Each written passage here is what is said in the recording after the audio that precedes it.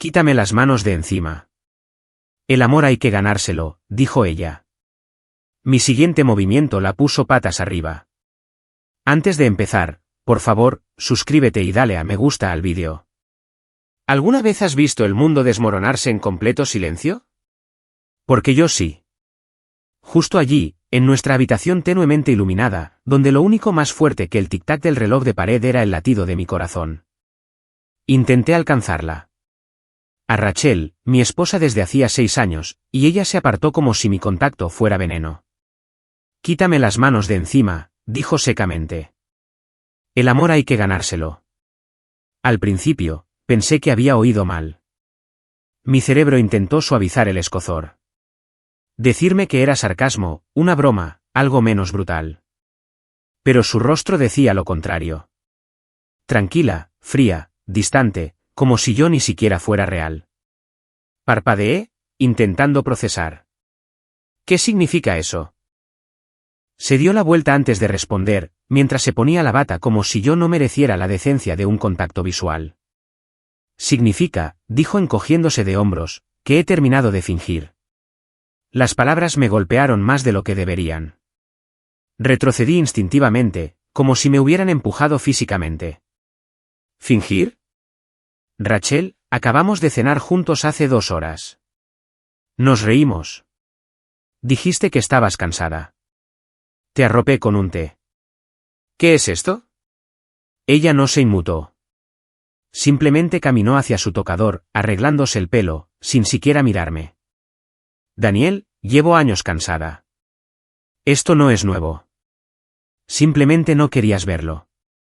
Su tono era demasiado uniforme, demasiado ensayado. Eso fue lo que más me impactó. No era un desliz emocional. Era un discurso planeado, una secuencia de lanzamiento. ¿Estás diciendo que no te he amado como es debido? Mi voz se quebró y odié que lo hiciera. Después de todo, después de construir esta vida juntos. Rachel se giró, finalmente encontrando mi mirada, pero no había suavidad en sus ojos, ni piedad, solo el destello de algo más afilado, algo que no reconocí. Estoy diciendo que te acomodaste, dijo. Y yo no soy un sofá. Esa frase, esa maldita frase, no era solo cruel. Era pretenciosa, como si la hubiera ensayado, quizá incluso la hubiera compartido con alguien antes, midiendo la reacción. Mi pecho se oprimió. No se tira por la borda un matrimonio por la rutina, dije, ahora más bajo. Se habla, se pelea si es necesario, pero no simplemente lo quemas todo. Ella se acercó lentamente. Su perfume me golpeó. Un aroma que antes me reconfortaba, ahora me arañaba. Yo no lo quemé, Daniel, dijo en voz baja. Tú dejaste que se pudriera. El silencio se extendió entre nosotros, tenso y sofocante. Apreté los puños a mis costados, no de ira, sino de un dolor desesperado e impotente con el que no sabía qué hacer. Quería gritar, suplicar, retroceder en el tiempo. Pero lo único que podía hacer era mirarla fijamente. A mi esposa, la mujer que amaba, y ella simplemente me devolvía la mirada, indescifrable. Esa noche no terminó. Se deshizo. Una tormenta de acusaciones, las suyas afiladas y calculadas, las mías crudas y vacilantes. Nos rodeamos el uno al otro con palabras como armas hasta que ya no reconocí el sonido de mi propia voz. Ella salió de la habitación sobre las 2 de la madrugada, murmurando algo sobre necesitar espacio. Me quedé allí, mirando la cama deshecha que solíamos compartir, preguntándome cuánto tiempo había estado durmiendo junto a una extraña. Ahora, quizá debería explicar algo. Me llamo Daniel Rohr, 38 años. Trabajo en gestión de riesgos para una empresa de logística en las afueras de Seattle. El tipo de persona que revisa 3 veces las cláusulas de los seguros y vive para las rutinas. Los lunes son de gimnasio. Los jueves cocino. Doy las gracias a los baristas y envío las tarjetas de cumpleaños a tiempo. Pensaba que esas cosas me hacían fiable. Resulta que para Rachel me hacían invisible. Nos conocimos hace 7 años en una conferencia. Ella era la oradora principal sobre marketing sostenible. Inteligente, ingeniosa, magnética. El tipo de mujer que sabía cómo entrar en una habitación y adueñarse de ella. Me enamoré perdidamente. Ella dijo que yo la hacía sentir segura. Pero ahora decía que la hacía sentir estancada. ¿Te imaginas estar en esa habitación, viendo a la persona en la que más confiabas mirarte directamente a los ojos y decir, el amor hay que ganárselo? Como si de alguna manera hubieras suspendido el examen que no sabías que estabas haciendo. No dormí esa noche, solo me senté en el salón viendo los faros de los coches deslizarse por las paredes. Y en algún momento entre la medianoche y el amanecer, hice un voto silencioso. Descubriría la verdad. Lo que fuera que ella no estuviera diciendo, yo lo encontraría. Para lo que vino después, no estaba preparado. El sol se filtraba por las persianas de la cocina como si nada hubiera cambiado. Como si el mundo no se hubiera resquebrajado 12 horas antes. Estaba de pie junto a la encimera, sirviendo café en mi taza de cerámica de siempre, la que Rachel me regaló en nuestro segundo aniversario. Para el hombre que nunca olvida apagar las luces, decía. Solía pensar que era dulce. Ahora parecía sarcasmo grabado en cerámica. Ella ya estaba sentada en la isla de la cocina, con las piernas cruzadas, una bata cuidadosamente atada a la cintura, navegando por su teléfono como si no hubiéramos intercambiado granadas verbales la noche anterior. Ni rastro del veneno de anoche, ni en su cara, ni en su postura, nada. Buenos días, dije, porque una parte de mí todavía se aferraba al fantasma de nuestra rutina. Ella no levantó la vista. Tomé el asiento frente a ella, dejando mi café suavemente sobre la mesa. ¿Hice algo? Las palabras se me escaparon antes de que pudiera suavizarlas. Hacerlas tácticas. Simplemente salieron crudas. Honestas. Rachel exhaló ligeramente por la nariz. Seguía con el teléfono. No todo gira a tu alrededor, Daniel. Cayó como una bofetada. No por lo que dijo, sino por la facilidad con que lo dijo. Entonces, ¿qué es esto?, pregunté. ¿Por qué no puedo fingir que no pasa nada? Anoche dijiste algunas cosas que... Finalmente me miró, levantando una ceja. Estábamos alterados. La gente dice cosas. Mi mano se apretó alrededor de la taza. Dijiste que el amor hay que ganárselo. También dije que estaba cansada. Su voz era cortante, casi aburrida. Volvió a su teléfono, deslizando el pulgar por la pantalla. Sus dedos estaban perfectamente cuidados, con un esmalte rosa pálido. Siempre se hacía las uñas los domingos por la noche con una copa de Chardonnay. Yo solía observarla pensando que era uno de esos momentos matrimoniales tranquilos y hermosos, domésticos y tiernos. Ahora simplemente parecía una armadura. Bebí el café. Amargo. Había olvidado el azúcar. Estás actuando como si esto fuera normal, dije en voz baja. Pero no lo es. Rachel se reclinó, finalmente dejando el teléfono boca abajo. Daniel, no todas las conversaciones son una crisis. Tuvimos un bache. Le pasa a todo el mundo. La estudié. Había algo nuevo en su tono, un desapego ensayado, como si ya hubiera tenido esta conversación en otro lugar, con otra persona. Lo estoy intentando, dije. Lo sabes, ¿verdad? Inclinó la cabeza ligeramente, como si acabara de ofrecerme a arreglar un electrodoméstico menor. ¡Qué amable! ¡Qué amable! La miré fijamente, esperando aunque fuera un destello de emoción detrás de su fría fachada, pero era indescifrable como el mármol. El aire entre nosotros volvió a espesarse. El tipo de silencio que no se sentía natural, sino más bien como un punto muerto. Me di cuenta entonces de que no solo estaba luchando contra la distancia. Estaba luchando contra la apatía. Y en muchos sentidos, eso es peor. No me vas a decir lo que realmente está pasando, ¿verdad?, pregunté. Ella ofreció una sonrisa delgada. No todo necesita ser analizado. Apreté la mandíbula. Estamos casados.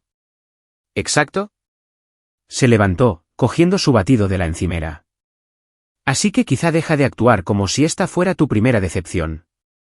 Eso me dejó helado. Salió de la cocina sin una segunda mirada. Me quedé sentado allí otros 10 minutos, mirando el espacio vacío que dejó, intentando repasar cada error, cada momento en que no vi las señales.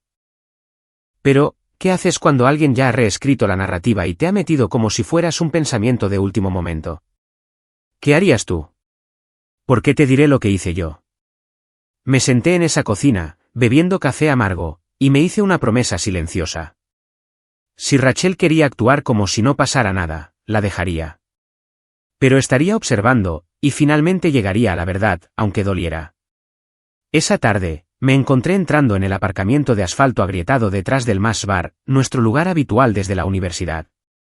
El tipo de sitio con la iluminación justa y demasiadas pantallas planas emitiendo cualquier partido que estuviera en juego.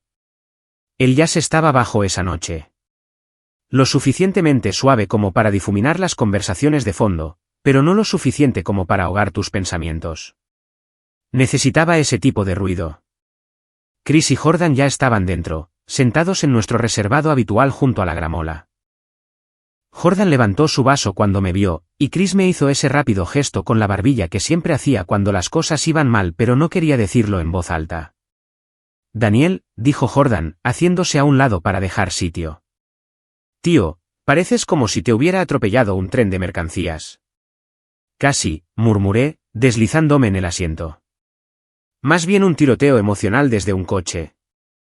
No insistieron. Por eso aparecí, porque algunas amistades no exigen explicaciones. No de inmediato.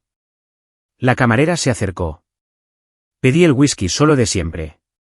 Me dedicó una pequeña sonrisa y luego desapareció. Chris fue el primero en inclinarse. Entonces, ¿todo bien en casa? Eso rompió el dique. No lo dramaticé. No lo adorné con autocompasión.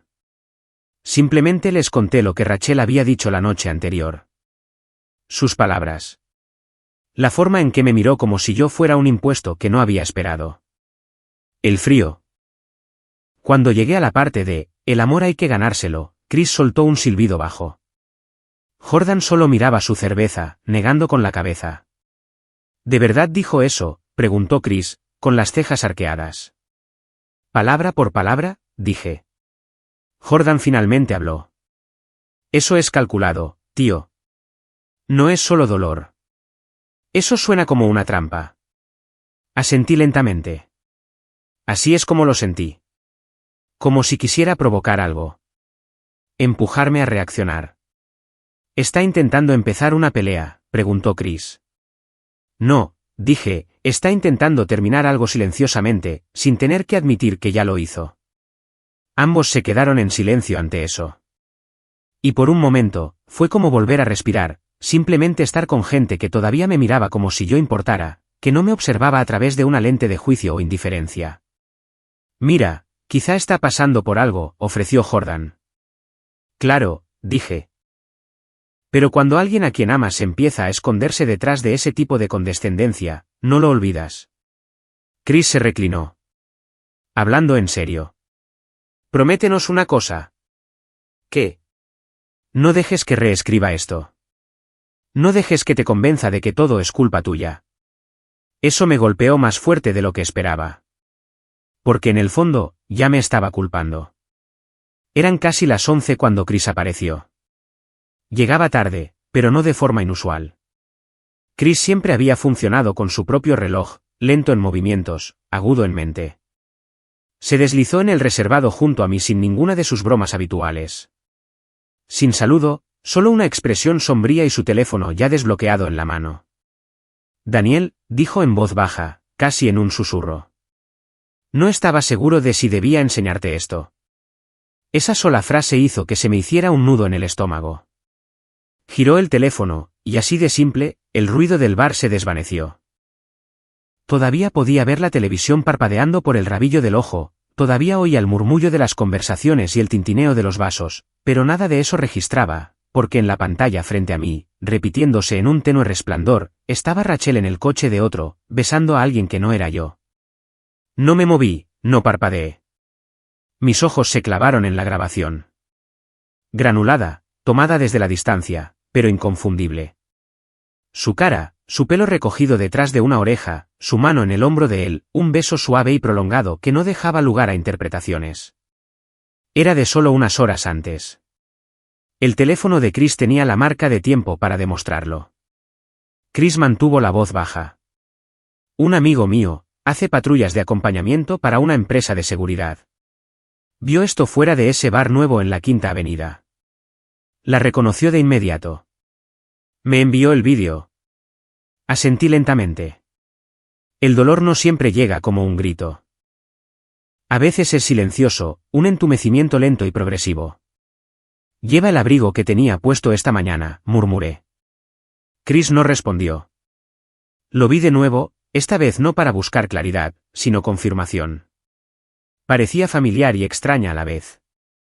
La misma mujer para la que solía hacer tortitas los domingos, que sabía cómo me gustaban los huevos y dónde guardaba los cabezales de cepillo de dientes extra, ahora recostada sobre la consola central de otro hombre, como si perteneciera allí. Dijo que trabajaba hasta tarde, dije. Jordan miró su cerveza, negando con la cabeza.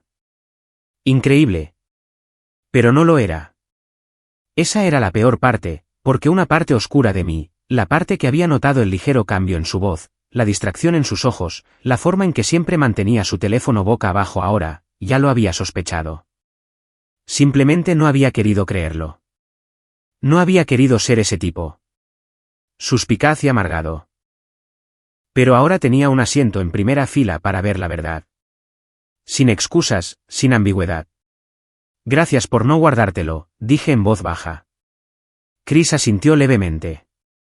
No quería ser el tipo que se queda callado y te deja descubrirlo demasiado tarde. Quería sentir rabia. De verdad que sí. Algo afilado y ardiente que pudiera ahogar el dolor. Pero lo que sentí fue más frío, más claro, como si algo dentro de mí finalmente hubiera dejado de fingir. Me bebí el resto de mi copa, no por valor, sino por control. Mis manos temblaban, pero mi mente nunca había estado más firme. Me levanté, dejando unos billetes sobre la mesa. Me voy a casa. Chris y Jordan no hicieron preguntas. No lo necesitaron. Simplemente me vieron marchar, con los ojos cargados de algo parecido al luto. Al salir a la noche, el aire me abofeteó para despertarme, fresco y cortante, como si tuviera algo que decir. Mi coche estaba aparcado bajo una farola rota. Y mientras me deslizaba en el asiento del conductor, me miré en el espejo retrovisor.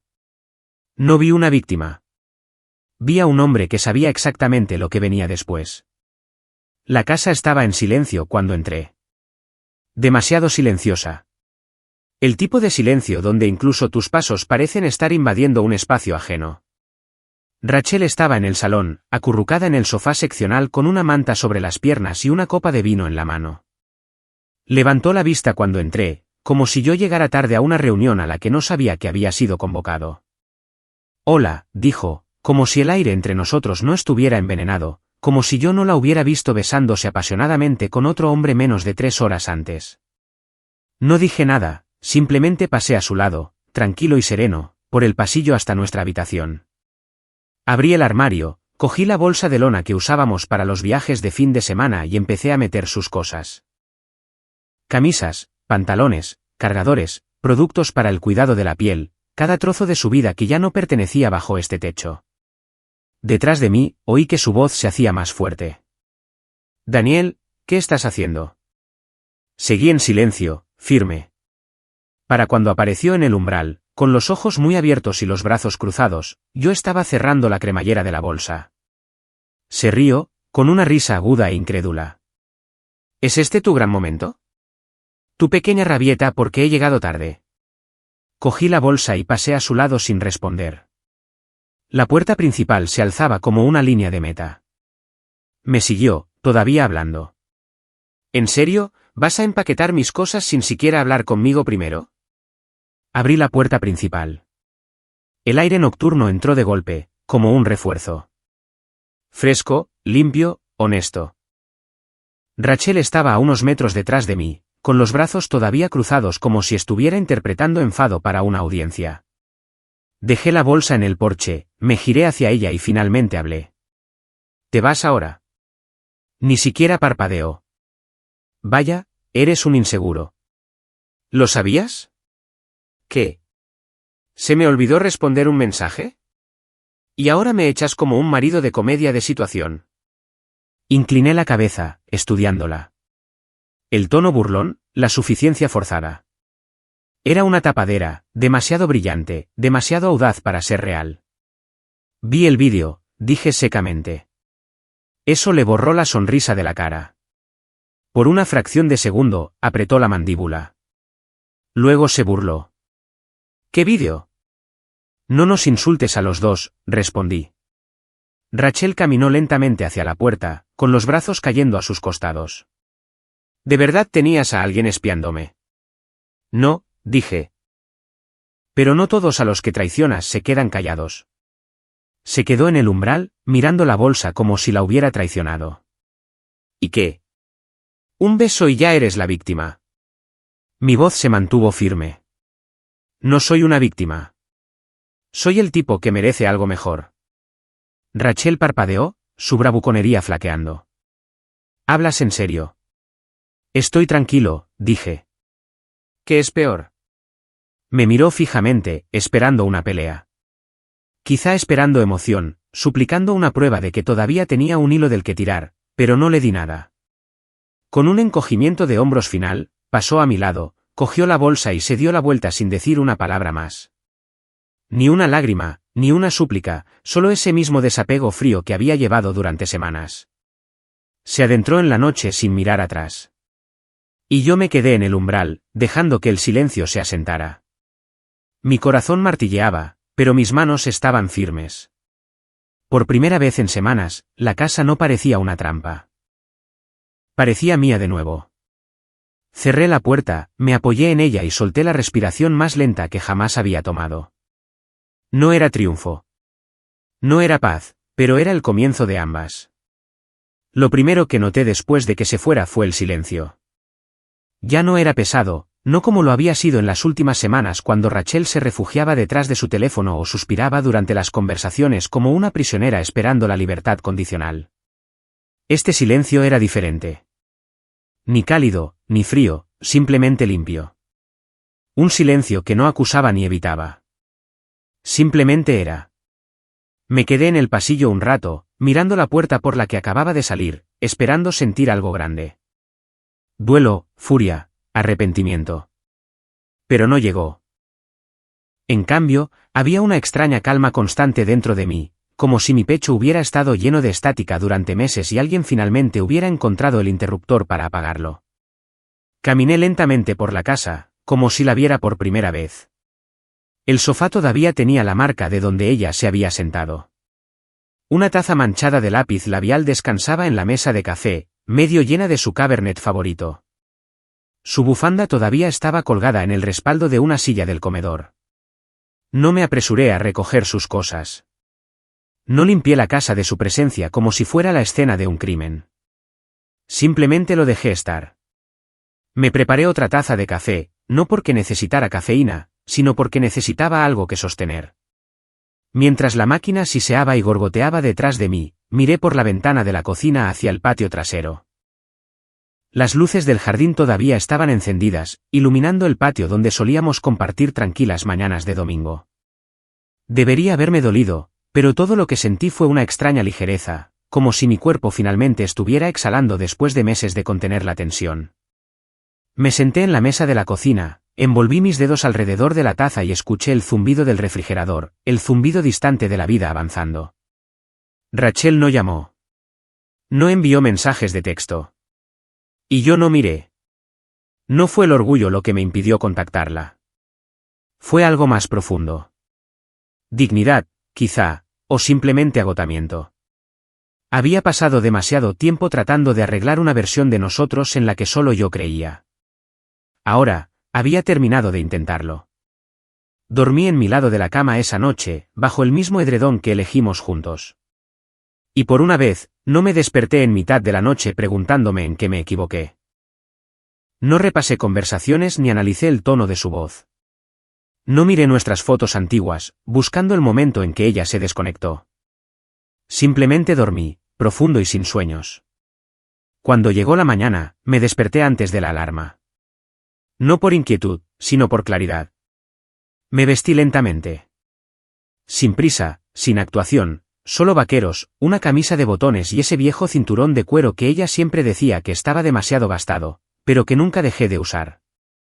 Me serví una taza de café recién hecho y me quedé en el umbral del salón, viendo la luz entrar por las persianas. Y me di cuenta de algo. Esto no era solo el comienzo de la vida sin Rachel. Era el comienzo de una vida en la que no necesitaba su permiso para sentirme completo. Ella pensó que me había roto al marcharse. Pero todo lo que realmente hizo fue dejarme espacio para reconstruir. La oficina legal era más fría de lo que esperaba. No en temperatura, aunque el aire acondicionado estaba más alto de lo necesario, sino en tono, en atmósfera. Todo en ella era calculado, estéril, eficiente, un poco como los últimos meses de mi matrimonio. La recepcionista lucía una sonrisa demasiado brillante, sus dedos se movían rápidamente sobre el teclado. No hizo preguntas, solo señaló la sala de espera y me dijo que el abogado estaría conmigo en breve. Asentí y tomé asiento. Las sillas eran de una imitación de cuero rígida que pretendía ser cuero real. Una planta de plástico estaba sobre la mesa auxiliar junto a una pila de revistas que nadie leía nunca. Al otro lado de la sala, un cuadro de un velero en tonos azules y cremas suaves intentaba ser tranquilizador. Fracasó. Me quedé mirando las baldosas del suelo. A eso habían llegado las cosas. Devotos matrimoniales bajo un emparrado en un viñedo a examinar baldosas mientras esperaba para solicitar el divorcio. Cuando me llamaron por mi nombre, me levanté automáticamente, como si la memoria muscular se hubiera apoderado de mí, y seguía a una joven por un corto pasillo hasta una sala de conferencias con paredes de cristal. Un hombre llamado Porter estaba sentado detrás de la mesa, vestido de gris y azul marino, con un semblante que sugería que podría redactar un acuerdo prenupcial durante un simulacro de incendio. Se levantó, me estrechó la mano una vez y luego me indicó que me sentara. Señor Rohr, dijo, abriendo una carpeta. He revisado todo lo que presentó. Parece limpio. Sin hijos, sin negocios compartidos. La casa está a nombre de ambos, pero el coche es únicamente suyo. Las cuentas de jubilación son relativamente iguales. Así que, si no hay oposición por parte de su esposa, esto puede avanzar rápido. Esa palabra, esposa, sonó extraña en mis oídos, como si ya no perteneciera. Asentí. Ese es el plan. Sin drama, solo terminar. Él ofreció una pequeña sonrisa de aprobación. Tendré un borrador listo para su revisión el jueves. A partir de ahí, si ambas firmas se presentan puntualmente, podrían estar finalizados en 90 días. 90 días, 3 meses. Eso es todo lo que se necesitaría para borrar una década. Deslizó un formulario preliminar sobre la mesa. Tendrá que poner sus iniciales aquí, aquí, y firmar al final. Solo confirma la intención de proceder. Cogí el bolígrafo. Mi mano no tembló. No estaba insensible, pero tampoco estaba frágil. Se sintió como escribir la última frase de un libro que comenzó maravillosamente pero que había estado viviendo en su epílogo durante demasiado tiempo. Cuando terminé, le devolví el papel. Porter asintió satisfecho. Estaremos en contacto. Al salir, la recepcionista me dedicó otra de esas sonrisas pulidas y me di cuenta de que esto era rutina para ellos. Otro vínculo roto, otro cliente, otro archivo en el gabinete. Pero para mí, era el fin de toda una arquitectura de esperanza. Salía la luz de media mañana. El cielo estaba nublado, no sombrío, solo apagado, como si supiera qué día era. Me senté en mi coche un buen rato antes de arrancar el motor. Solo respirando, dejando que el silencio se asentara. El papeleo era simple, pero la dignidad, esa parte me tocaba llevarla a mí. No estaba aquí por venganza. No estaba aquí para demostrar que tenía razón. Estaba aquí porque merecía avanzar con algo real. No manipulación, no burla, no una casa llena de silencios y miradas de reojo. Y aunque una parte de mí todavía dolía, todavía miraba hacia atrás, sabía que esto era cierto, Rachel había elegido sus juegos. Yo había elegido la claridad. El investigador privado tardó poco más de una semana en contactarme. Se llamaba Grayson, es policía, de unos 60 y pocos años. Parecía que se hubiera fumado cada vigilancia que había hecho. Llevaba una colonia antigua y tenía una forma de hablar tranquila y practicada, como si estuviera acostumbrado a dar malas noticias en dosis medidas. Nos encontramos en un diner junto a la enero del 90, el tipo de lugar donde el café siempre está un poco quemado y nadie pregunta por qué estás allí al mediodía de un jueves. Grayson se deslizó en el reservado, con un sobremanila ya en la mano. Seguí al tipo durante 4 días, dijo, saltándose las formalidades. Se llama Brent Foster, 34 años, trabaja en informática en una startup del centro. Divorciado, sin hijos, vive en un condominio alquilado cerca de Armon. Deslizó el sobre la mesa. Lo miré fijamente un momento antes de abrirlo. Dentro había fotos, borrosas, espontáneas, invasivas. Rachel y Brent en una gasolinera, en una cafetería, una vez en lo que parecía el vestíbulo de un hotel. Cada imagen demolía algo que no me había dado cuenta de que todavía estaba en pie dentro de mí. Lo ve con regularidad, añadió Grayson. Normalmente por las tardes entre semana, ventanas de tiempo cortas, a veces solo media hora. Tiempo suficiente para, hizo una pausa, se encogió de hombros. Ya sabes. No me inmuté. Esto era lo que había pedido.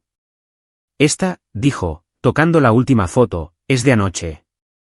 En un aparcamiento cerca de Glenrose. Discutieron. No se oye mucho. Las ventanillas estaban subidas, pero conseguí un breve clip de audio cuando ella salió. Me entregó una memoria USB. Quizá quieras escuchar eso en privado. Asentí lentamente, intentando encontrar mi voz. Y el tipo, Brent, que es para ella. Grayson se reclinó, con expresión neutra. No parece serio. Por lo que deduje, ella está buscando una emoción fuerte. Él es conveniente. Esa palabra cortó más de lo que debería. Conveniente, repetí. Grayson asintió. Pero aquí está el tema. Después de esa discusión de ayer, ella se fue primero.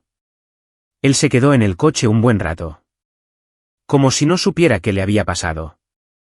Me guardé la memoria USB en el bolsillo, sin saber si quería escuchar lo que había en ella, pero una parte de mí sabía que lo haría. Quizá no esa noche, quizá no mañana, pero eventualmente. ¿Sobre qué discutieron?, pregunté. Grayson dudó, luego dijo, por la lectura de labios y el tono, parecía que él quería que ella fuera más despacio.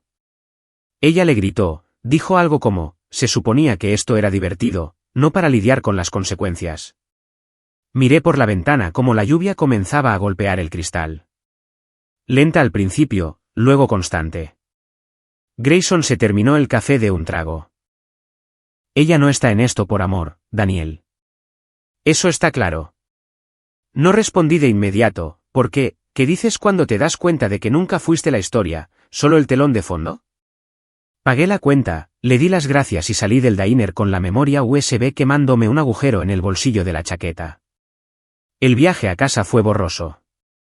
Cada curva, cada semáforo, todo pasó como ruido detrás de un cristal.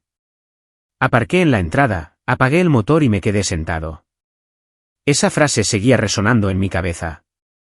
Se suponía que esto era divertido, no para lidiar con las consecuencias. No desamor, no culpa, solo entretenimiento. Por eso me habían cambiado. No por alguien mejor, solo por alguien más fácil. Alguien que no cargaba con historia, ni verdad, ni consecuencias. Ella no quería más. Solo quería algo diferente.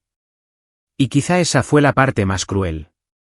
No la traición en sí, sino lo poco que yo había importado en las secuelas. Pensé que estaría enfadado. Pensé que me sentiría reivindicado por haberla echado de mi vida. Pero todo lo que sentí fue pequeñez, como si hubiera invertido todo en algo que ella consideraba un alquiler temporal. Entré en casa, dejé las llaves en la encimera y dejé que el silencio me envolviera. Y por primera vez en semanas, no sentí ganas de llorar. Sentí ganas de documentar. Comenzó con un mensaje de texto.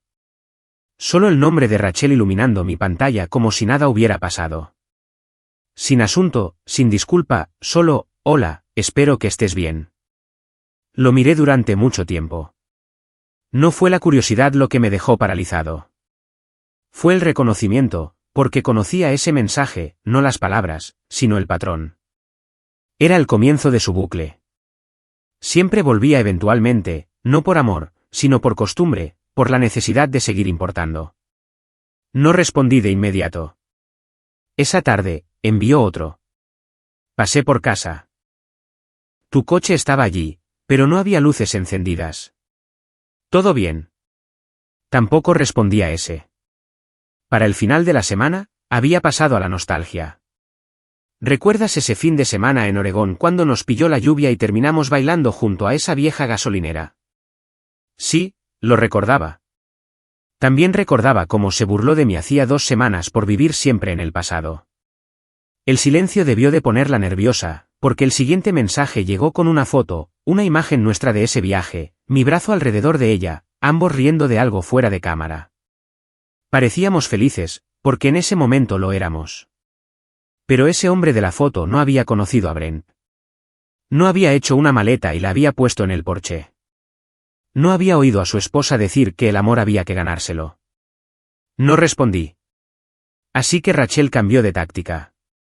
Ese domingo, recibí un mensaje que decía, ¿podemos hablar? Solo hablar. Siento que todo se ha torcido mucho. Te echo de menos. Y admito que me tocó algo. No porque la creyera, sino porque esas palabras solían significar algo sagrado.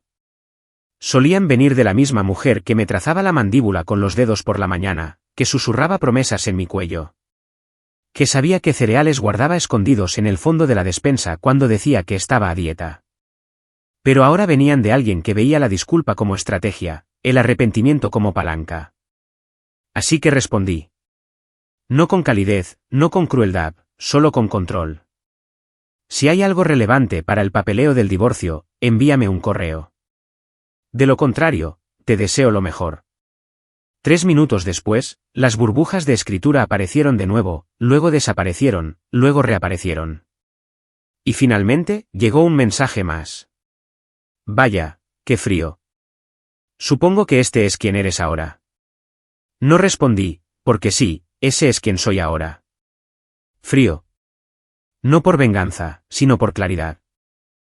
Durante semanas, siguió intentándolo.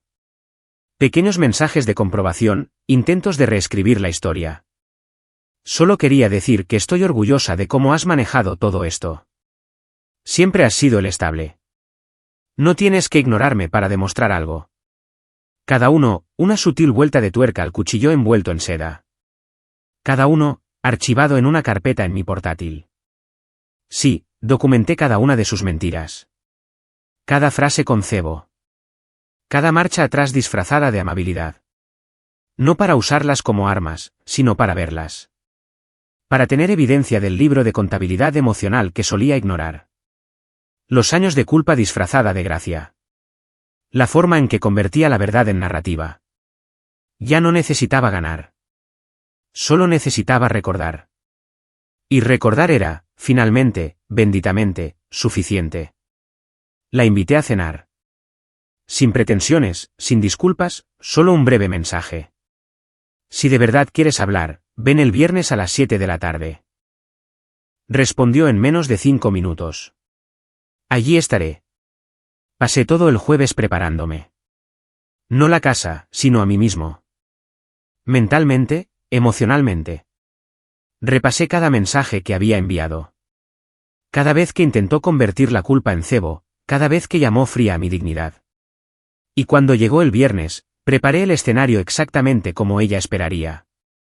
Luz de velas, su Pinot Noir favorito respirando sobre la mesa, un filete reposando bajo papel de aluminio en el horno, una suave lista de reproducción de jazz sonando de fondo, la misma que solíamos poner cuando las cosas iban bien. Llevaba la camisa azul marino que una vez dijo que me hacía parecer que sabía lo que hacía con mi vida. Llegó 5 minutos antes, envuelta en un suave abrigo verde que reconocí de una docena de recuerdos mejores. Se veía bien, a propósito. Huele increíble, dijo, entrando como si no hubiera arrasado el lugar antes. Le hice un pequeño gesto con la cabeza, sin palabras, y le indiqué el comedor. Nos sentamos. Servimos vino. Le pregunté por el trabajo. Respondió con cuidado. Me preguntó si estaba viendo a alguien. Le dije que había encontrado la paz. Eso la pilló desprevenida. Siempre hacías que la calma pareciera noble, dijo, haciendo girar su copa. Y tú siempre hacías que el caos pareciera intencionado, respondí con calma. Sonrió con suficiencia, todavía afilada. Me recliné en mi silla, observándola. Observándola de verdad. La forma en que miraba alrededor de la habitación, como tratando de encontrar algo que todavía fuera suyo. Después de una pausa, dejó su copa y se inclinó. Daniel, dijo con voz suave. He cometido errores. Lo sé, pero no tenemos que tirarlo todo por la borda.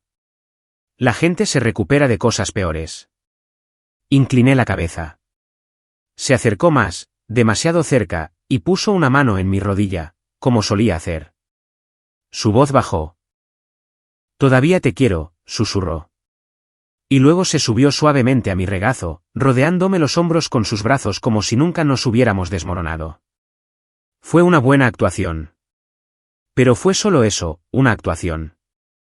Dejé que el silencio se extendiera, dejé que se acomodara, y luego hablé en voz baja, pero lo suficientemente afilada como para cortar la ilusión. Qué mentira, ¿sabes? Frunció el ceño, confundida. Metí la mano debajo de la mesa y coloqué una carpeta a nuestro lado. Luego una foto enmarcada, ella en el coche de Brent. Esa imagen del vídeo. Se quedó helada. La miré a los ojos y terminé mi frase. Te amé por tu lengua suelta, y ahora lo he pagado. Sus labios se separaron, pero no salió ningún sonido. Me levanté lentamente, dejando que se deslizara de mi regazo a su silla. Su equilibrio vaciló. La primera vez que la veía insegura en años. La carpeta se abrió. Papeles de divorcio pulcramente impresos con su nombre ya escrito en la parte superior.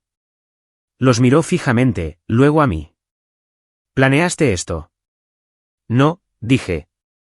Tú lo escribiste. Yo solo lo leí en voz alta. Por primera vez desde que volvió a entrar en mi casa, Rachel no tenía palabras, ni giros, ni ángulos, solo silencio y un rostro que finalmente había dejado caer su máscara. Cogí la foto suavemente y la volví a meter en el sobre. Puedes firmarlos esta noche o hacer que tu abogado los envíe. De cualquier manera, hemos terminado aquí. Se levantó, con los ojos brillantes, pero no cayeron lágrimas. Todavía no, y yo no me inmuté. No esta vez. Esta vez, la vi marcharse, y no sentí pérdida. Sentí cierre. Pasaron los meses, las estaciones cambiaron, los documentos judiciales se procesaron, y el apellido de Rachel volvió a ser su apellido de soltera, tan silenciosamente como se había marchado esa noche.